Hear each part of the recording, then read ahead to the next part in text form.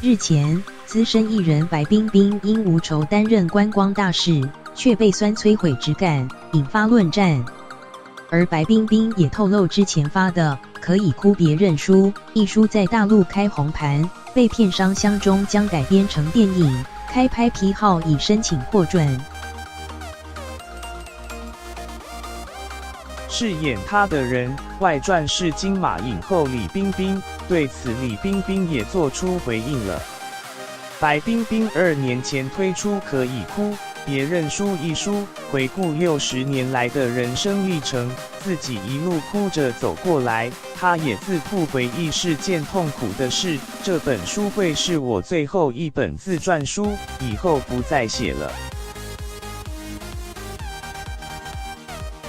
而日前传出大陆片商有意将她的自传改拍成电影版，这也让白冰冰觉得终于转运了。一扫之前因代言闹得满城风雨一事，她曾开心地表示，这也算另类因祸得福。